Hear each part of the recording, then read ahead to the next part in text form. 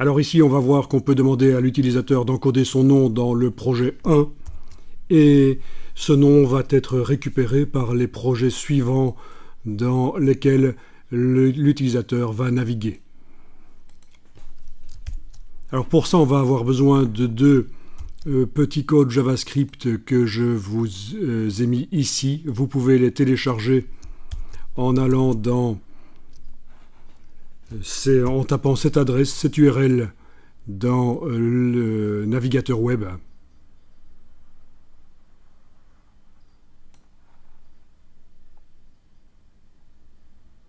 Ou alors la version courte qui est ici.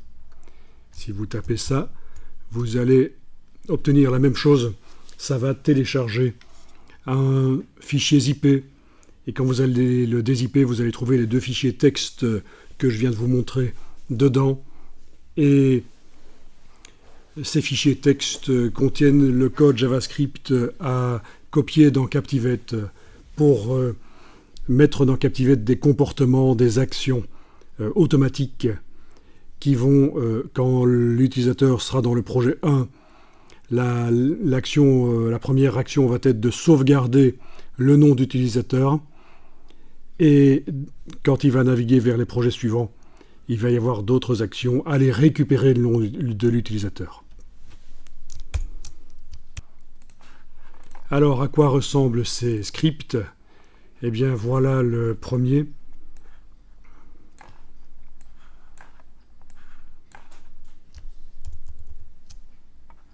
Voilà à quoi ressemble le premier script.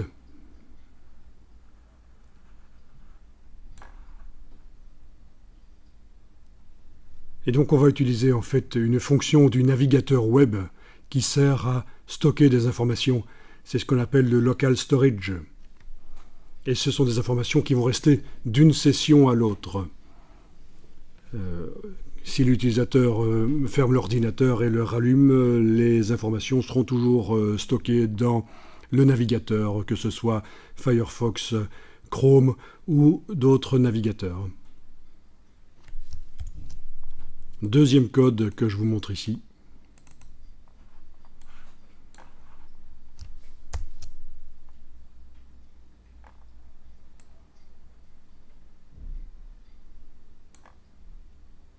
Donc le premier code va servir à stocker, le deuxième sert à aller rechercher le nom d'utilisateur dans le fichier local storage.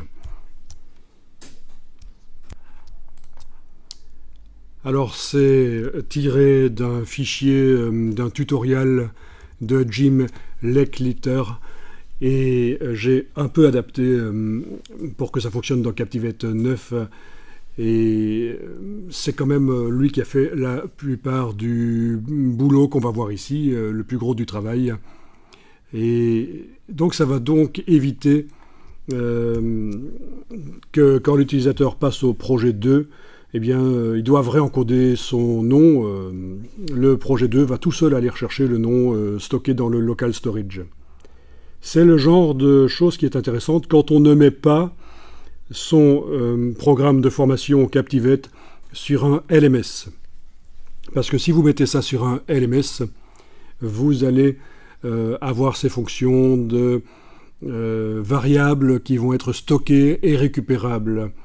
Mais si votre projet, vous le faites fonctionner en local sur un ordinateur ou le mettre bêtement sur un espace web accessible, il n'y a pas normalement possibilité de stocker les variables. Mais donc là, on va pouvoir quand même le faire grâce à cette petite astuce du local storage. Alors, je vais lancer Captivate. Je vais ouvrir le projet Captivate 1 ici.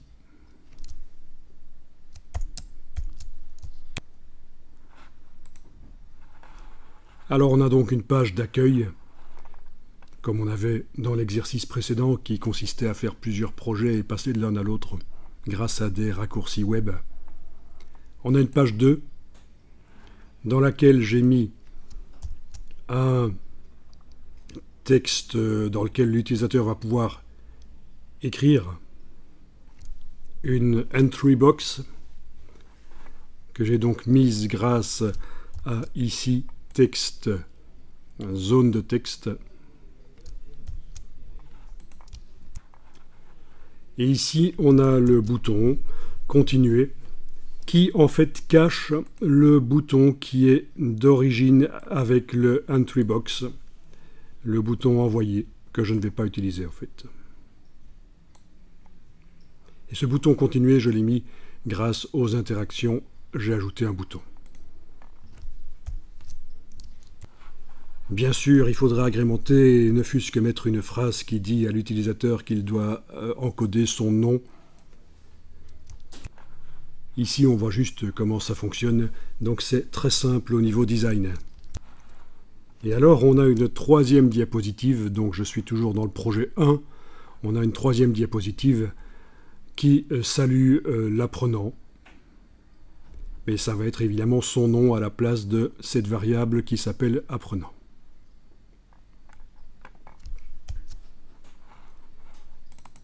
Ça, on a vu comment faire pour récupérer le nom de l'utilisateur et pour utiliser ce nom, le rappeler, l'afficher dans des feedbacks, dans des communications qu'on a avec l'utilisateur du programme d'apprentissage. Il suffit de mettre le nom de la variable et évidemment vous choisissez des noms compatibles web, sans espace, sans accent. Et vous mettez ça entre le signe double dollar de chaque côté. Et Captivate, c'est qu'à la place de ça, quand le programme fonctionne, il doit mettre le nom que l'utilisateur a encodé. Son nom. Je reviens sur la slide 2. Sur la slide 2, je sélectionne l'entry box, la boîte dans laquelle l'utilisateur va pouvoir indiquer son nom. Et je vais voir dans le style, propriété style, et je vois que le nom que l'utilisateur va encoder dans la box sera une variable qui va s'appeler apprenant. Pour que la variable, je puisse la sélectionner ici pendant que mon entry box est sélectionné, il faut que je l'ai créée au préalable en allant dans le menu projet, variable. Bon, elle est déjà créée ici, mais ce n'est pas le cas quand on démarre un projet Captivate. Donc il faudra cliquer sur Ajouter nouveau. Vous restez bien sûr en utilisateur. On ne parle pas ici des variables qui existent déjà dans le système. Il suffit de cliquer sur Ajouter nouveau. Donner le nom de la variable, ça va être apprenant, et puis l'ajouter et fermer, et elle y est. Alors, le bouton que j'ai mis ici, le bouton continuer que j'ai mis au-dessus du bouton envoyer, ce bouton, il y a la possibilité de lui mettre des actions. Donc toujours dans le panneau propriété, actions. On va choisir ici 6 réussites. Réussite de quoi? Mais réussite de cliquer sur le bouton, tout simplement. C'est ça que ça veut dire. Quand l'utilisateur clique sur le bouton, on va dans la liste ici, vous choisissez exécuter JavaScript. Ensuite, vous cliquez ici sur fenêtre script. Et là-dedans, vous collez le JavaScript qui est dans le premier fichier texte. Vous collez le JavaScript tel quel, évidemment, vous ne modifiez rien. Vous ne choisissez rien ici d'autre que actuel. On ne veut pas que ça ouvre une nouvelle fenêtre. On veut rester dans la même fenêtre navigateur quand on va jouer le programme de formation. Vous avez ici l'option continuer la lecture du projet qui est enclenchée. Et donc, c'est tout ce qu'il faut faire ici dans le projet 1. L'utilisateur va encoder son nom. Ça va créer, ça va mettre à jour la variable qui s'appelle apprenant. Elle va avoir une valeur qui va être son nom. Et dès qu'il va cliquer sur continuer, la lecture du projet va continuer parce que ceci est coché. Et en plus, le JavaScript va sauvegarder le nom de l'utilisateur dans un petit fichier qui est sur le disque dur, qui appartient donc au système, au navigateur Firefox ou Chrome ou autre. Et ça, vous n'avez pas besoin de savoir où il est, il n'y a pas de problème. Ça va faire tout seul. Alors, je vais maintenant ouvrir le projet 2, le projet Captivate 2. Alors, dans le projet 2, on a un panneau d'accueil qui indique projet 2. Bon, et j'ai ajouté pour apprenant ici, mais en fait, ça ne sert pas à grand chose puisque cette fenêtre ne va pas apparaître. Pourquoi est-ce qu'elle est là? Mais parce que elle contient une action, cette fenêtre. Je vais dans le panneau propriété action, en n'ayant rien sélectionné sur la fenêtre. C'est donc les actions pour la fenêtre. Et on indique ici à l'ouverture, il faut choisir, dans à l'ouverture, il faut choisir exécuter JavaScript. Quel JavaScript? Il faut cliquer sur fenêtre script et vous collez, sans rien oublier évidemment, pas la collade de fin qu'on aurait tendance peut-être à oublier, il ne faut rien oublier, vous allez chercher dans le fichier texte numéro 2 tout le code JavaScript. Ici, vous ne cochez pas continuer la lecture du projet, parce que en fait, dans le JavaScript, la navigation de Captivate vers une page ou l'autre a été programmée. Donc on a ici une ligne qui va chercher dans le local storage quel est le nom de l'apprenant, donc la variable apprenant. L'apprenant, dans le projet 1, a indiqué son nom. Ça a été enregistré dans le fichier local storage du navigateur. Et ici, c'est une ligne de code qui va aller chercher dans le local storage la valeur de la variable apprenant. Donc, quel est le nom de l'apprenant. Ensuite, s'il la trouve, il va faire une chose. Il va, dans le projet ici, dire que la variable apprenant prend le nom que l'apprenant a encodé dans le projet 1. Donc, pas besoin qu'il l'encode à nouveau dans une boîte. Ensuite, on va à la page 3. Alors, il est indiqué 2 ici, parce qu'en fait, la numérotation des pages ici dans le JavaScript commence à 0. Donc, la page 2 est en fait la 3e de Captivate. Le reste du code, si le programme ici ne trouve pas la variable apprenant dans le local storage, il va aller à la page 2 du programme Captivate, qui s'appelle donc 1 ici, puisque commence la numérotation à 0 dans le code JavaScript. Donc 1 est la 2e page de Captivate. Et sur la 2e page de Captivate, l'apprenant va retrouver une boîte dans laquelle il va devoir à nouveau encoder son nom. C'est donc si le système qui est mis en place ici pour automatiser le fait que quand l'apprenant passe d'un projet à l'autre, son nom reste, si ça ne marche pas, eh bien il va devoir le réencoder manuellement. Donc on prévoit les deux cas de figure, ça marche ou ça marche pas. Et dans tous les cas, dans les phrases de feedback, le nom de l'apprenant sera son nom. Donc, pour le projet 2, voilà. Pour la première page du projet 2, on a dit ici action, exécuter JavaScript, toujours ici en actuel, et pas cocher continuer la lecture du projet, puisque le passage aux pages suivantes va se faire automatiquement par le JavaScript. Sur la page 2, c'est la page que l'utilisateur verra si le système n'a pas fonctionné. On va lui redemander de remettre son nom. Mais normalement, le système va fonctionner et ça va donc passer tout seul à la page 3. La page 2 ne s'affichera pas. Et sur la page 3, on a un accueil de l'apprenant avec son vrai nom. Et voilà, c'est tout ce qu'il y a à faire. Le reste du projet se fait de manière normale. Dans les feedbacks, vous mettez le nom de la variable entourée des doubles dollars et c'est le nom de l'utilisateur qui apparaîtra dans les phrases. Alors, je vais tester le projet 1 dans un navigateur comme Chrome.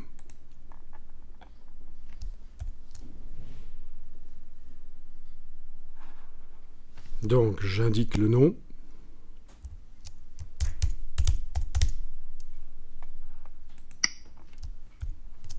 Message d'accueil personnalisé. Je réponds à la question du quiz qui arrive. Je clique sur Continuer. Et j'arrive à la dernière page du projet 1 et c'est un lien vers le projet 2. Je clique. Le projet 2 m'accueille avec le bon nom d'utilisateur. Bon, bien sûr, on n'a pas prévu de bouton pour passer à la suite. On n'a pas été jusque-là ici dans la réalisation du projet.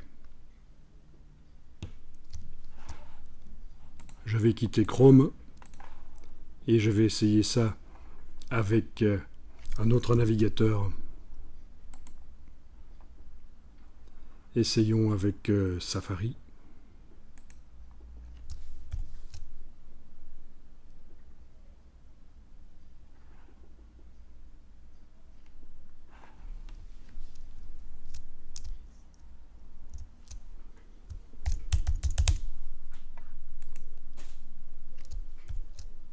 Voilà, le message d'accueil personnalisé fonctionne. J'ai mis un autre nom cette fois-ci, pour voir si ça fonctionnait vraiment.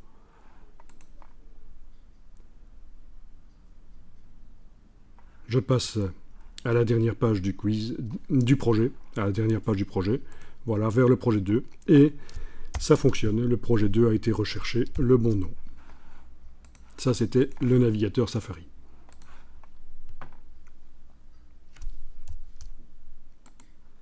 Je vais ouvrir avec Firefox, qui pose parfois quelques petits problèmes avec les projets Captivate.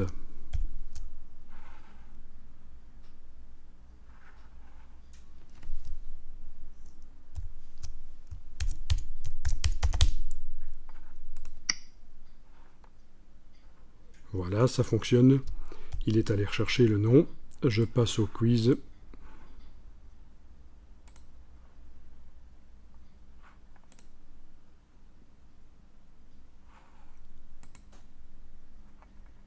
Voilà.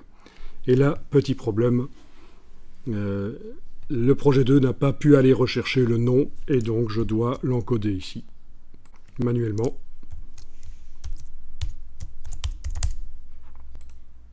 Ce qui me fait malgré tout un message personnalisé, avec le nom que je viens d'encoder. Alors ici, je viens de transférer les fichiers sur un espace web, sur openinfographie.com, mon site. Dans un dossier qui s'appelle Test en ligne, j'ai placé dans un sous-dossier qui s'appelle Captivate non apprenant dans Local Storage. J'ai donc placé les trois projets exportés. Et donc dans le projet 1, on a la page d'accueil, l'index. Je tape l'URL de cette page d'index dans un navigateur web.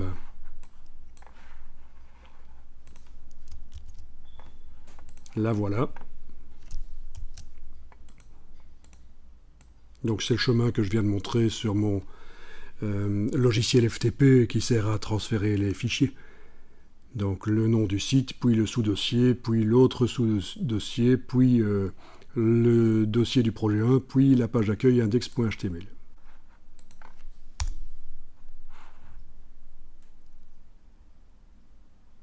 Alors je vais taper ici un nom, continuer. Message d'accueil personnalisé, puis on passe à la question.